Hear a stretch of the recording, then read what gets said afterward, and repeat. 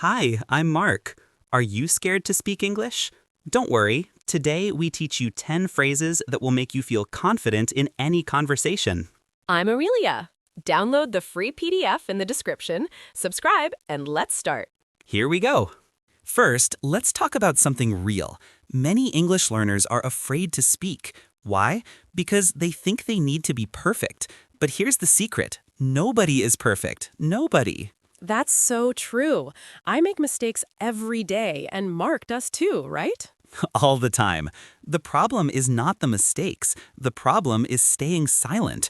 When you stay silent, you never improve.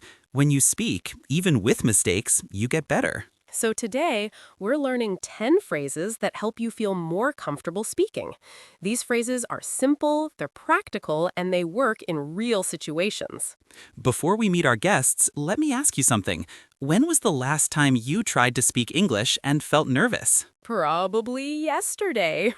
But the difference is, I speak anyway, and you should too. That's what we're here to teach you. Exactly. Now, the phrases we're teaching today are designed to help you in two ways. First, they give you something useful to say. Second, they give your brain time to think. I love that explanation. So they help you buy time? Perfect way to describe it. Now, let's move to our first phrases. Okay, listeners, before we meet our first guest, here's what we're covering today. We have 10 essential phrases that make speaking easier. They help you start conversations, keep conversations going, and ask for help when you need it. The best part? You can use them today, right now. After this episode, you can use these phrases. And soon, we'll have our guests share their real experiences about learning English speaking. It's going to be so good. Hi everyone, I'm Sofia, a language teacher from Spain. I teach English to students just like you. Sofia, thank you for being here. So let's start with the most basic question. A learner is standing in front of another person and they want to say hello. What's the first phrase? The easiest one. You say, "Hi, how are you?" It's simple, but so many students are afraid to say it. They think it's not enough, but it is. But Sofia, what if someone says that in a formal situation? Is it still correct? Great question. For formal situations, you can say, "Good morning, how are you today?"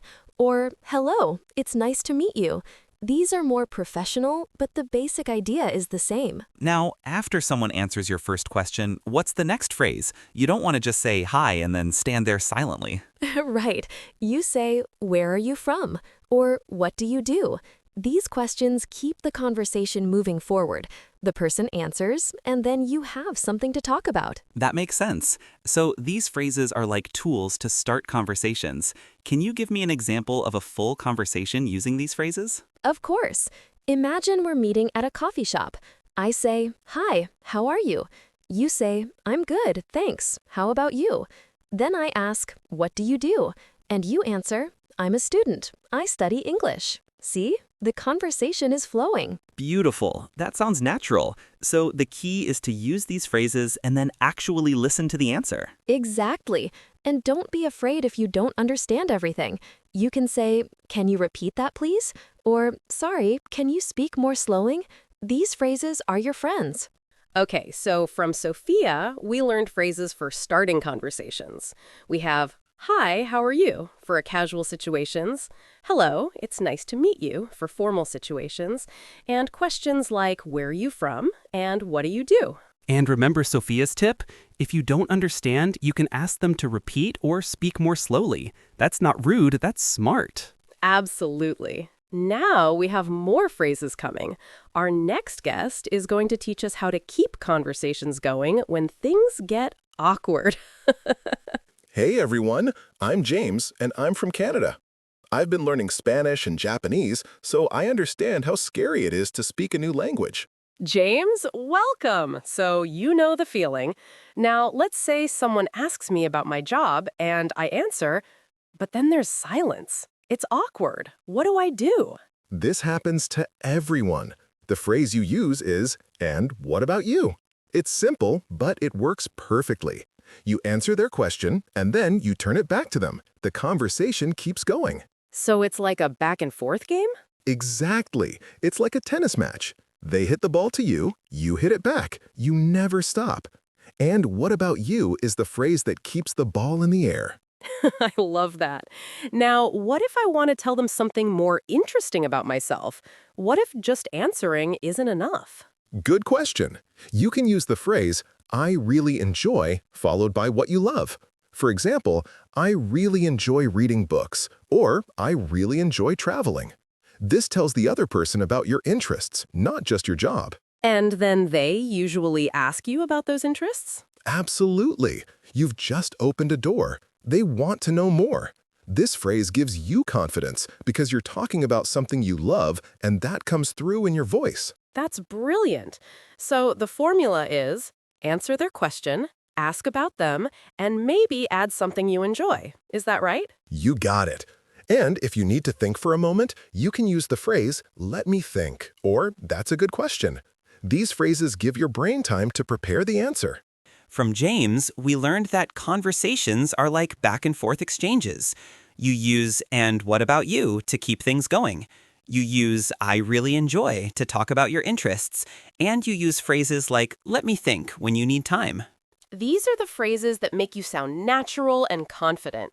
They're not complicated, but they're so effective. Now, our third guest is going to teach us something really practical: what to do when you don't know a word or when you make a mistake. Hello, I'm Priya from India, and I work in an international company where English is the main language. I use these phrases every single day. Welcome, Priya. So in your job, you're speaking English constantly. What's the most important phrase for when you don't understand something? The phrase is, I'm sorry, I don't understand. Can you explain that? This is very important because many people are too shy to ask. But here's the truth. Nobody thinks less of you for asking. Everyone asks. So it's not showing weakness. Not at all. It shows you care about understanding. At my company, people respect that. I ask questions, I understand correctly, and I can do my job well. The people who don't ask, they make mistakes and look bad. That's a powerful perspective. Now, what if you want to check if your understanding is correct? You can use the phrase, so if I understand correctly, followed by what you think they meant. For example, so if I understand correctly, you want me to send the report today? They say yes or no, and you know for sure. Brilliant. And what about when you make a mistake? What do you do then? This happens. You can say, I made a mistake. I meant to say, and then correct yourself. Or if it's not important, you can say, anyway, my point is, and move forward. Most people don't even notice small mistakes. So you're telling me that mistakes are not a big deal? Exactly. I make grammatical mistakes every day, and my boss doesn't care. She cares if I communicate clearly. That's what matters. That's so reassuring for our listeners. Thank you for that honesty, Priya. Wow. From Priya, we learned 3 important phrases. First, I'm sorry, I don't understand. Can you explain that? When you're confused. Second, so if I understand correctly, to check your understanding. Third, I made a mistake. I meant to say, to correct yourself naturally. The big lesson from Priya? Mistakes are okay. Not understanding is okay. What matters is that you keep communicating and trying. That's how you improve. Now, let's do something fun. Let's practice all these phrases in a real role-play scenario. Let's pretend we're at a business conference. We've never met before. Amelia, you're a graphic designer, and I'm a software engineer. Let's meet. Okay. Hi, how are you? I'm great, thanks. How about you? I'm good. What do you do? I work in software development. I create applications for companies. And what about you? I'm a graphic designer. I really enjoy creating visual designs for websites and apps. It's very creative. That's interesting. What kind of clients do you work with? That's a good question. I work with small companies, usually startups. They need affordable design work, and I love helping them. So if I understand correctly, you focus on startups. Exactly. That's a perfect way to describe it. Nice. I'd love to show you what I do. Maybe we could collaborate someday. I'd love that. Here's my email. Perfect. Well, it was really nice meeting you today, Amelia. You too, Mark. I hope we talk again soon. Did you see how natural that was? We used all the phrases we learned today. We started with, how are you? We kept the conversation going with, and what about you? We asked follow-up questions, and we clarified with, so if I understand correctly. And neither of us was perfect. We paused, we thought about what to say, but we kept going. That's exactly what you should do. Now it's your turn. After this episode, try this same role play, but you be one of the people. Imagine you're at a coffee shop or a conference and practice these phrases out loud. Hey, Mark. Now let's do our vocabulary section.